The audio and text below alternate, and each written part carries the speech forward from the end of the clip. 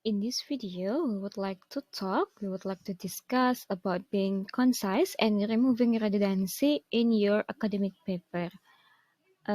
Sebelumnya, tolong diingat bahwa do not think that using complex term will make you sound more intelligent.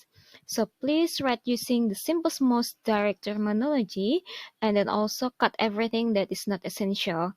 So your key ideas will more stand out and also can be understand by your readers. Karena kan yang namanya academic paper itu kan tujuannya untuk menyebarkan apa yang sudah kita teliti misalnya gitu. Kalau misalnya findings kalian, discussion kalian, atau conclusion kalian tidak bisa ditangkap oleh readers karena bahasanya itu terlalu beribet atau biar kelihatan panjang. Kan misalnya ada yang punya limit words harus sekian banyak kan. Jadi biar kelihatan banyak terus diperbanyak kata-katanya. Nah, itu akan bikin pembaca akan bingung apa yang dimaksud dengan paper kalian. Oke, jadi pada topik kali ini kita akan membahas bagaimana biar tulisan kita itu langsung tepat pada intinya dan menghindari yang namanya redundant atau katanya itu berlebih-lebihan. Oke.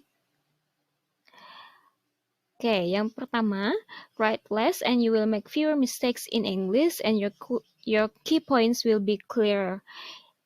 Oke, contohnya di sini, the activity aimed at or to the exploration of the curve is not trivial. Tahu bedanya sama yang di sampingnya? Ini ya, sebelah kiri ini yang redundant, yang sebelah sini yang udah di-cut. Oke. Kenapa? Ada yang bisa nebak? Oke. Seperti ini. Ketika kalian bingung, setelah kata aim at atau setelah M ini tuh. Daripada bingung, ini setelahnya diapain, setelahnya ditambahkan kata apa, langsung saja di-cut langsung di exploration. Seperti itu. And then yang kedua, we did the calculation manually, so this choice or choose mean that bla bla bla bla. Daripada kalian bingung, milih choice apa choose, mending langsung aja this mean that bla bla bla. Oke, jadi biar tidak banyak kesalahan dalam penulisan, mending langsung aja di-cut gitu. Semakin panjang semakin banyak kemungkinan ada kesalahan pada penulisan kalian. Oke. Lalu yang kedua, cut individual redundant words. Oke, for example, coba kalian perhatikan yang ini ya, yang di bracket. It was small in size, round in shape, yellow in color, and heavy in weight. Ini kata in size, kata in shape, atau in color, atau di contoh kalimat lain ada the month of activity, the process of bla bla bla. Ini dipotong. Kenapa? Karena sudah jelas. Kalau small itu pasti size. Kalau round itu shape. Kalau yellow itu color gitu kan. Jadi nggak usah lah diperbanyak-perbanyak biar kelihatan banyak. Oke. Mending di-cut. Jadi karena orang sudah tahu kok maksudnya apa. Alright, the next tips is consider cutting abstract words. Jadi kalau kalian lihat ya, ini dari kata activity sampai undertaking, ini contoh. Ini adalah abstract words yang kalau kalian pikir bisa dimasukkan ke dalam academic paper, mending di-cut aja deh. Contohnya, the process of registration can take up to 10 minutes.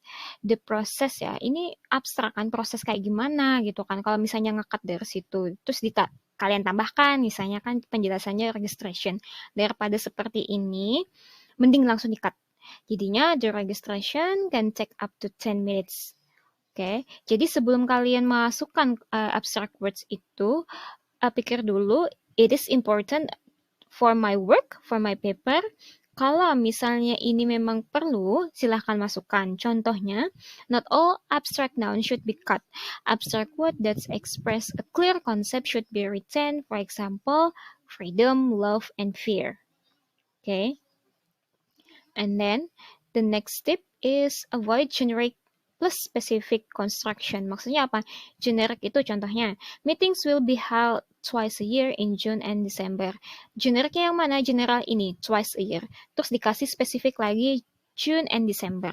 Kenapa tidak langsung saja ke spesifiknya gitu kan, biar konses, biar tidak redundan. Oke, jadinya seperti ini, meetings will be held in June and December. Terus ini juga generalnya two countries, terus spesifiknya Italy and France. Langsung saja we investigated Italy and France. Oke. Biar langsung to the point. And then selanjutnya itu choose the shortest expression. Maksudnya seperti apa? Seperti ini. Instead of using an adjective plus generic noun, misalnya way, mood, fashion, langsung saja kalian tambahkan adverb form adjective.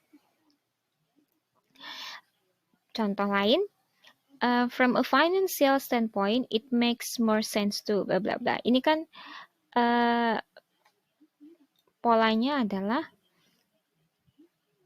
adjective plus noun, oke? Financial standpoint. Kita langsung saja mengubahnya ke adverb. Iya, financially it makes more sense to bla bla bla. Oke.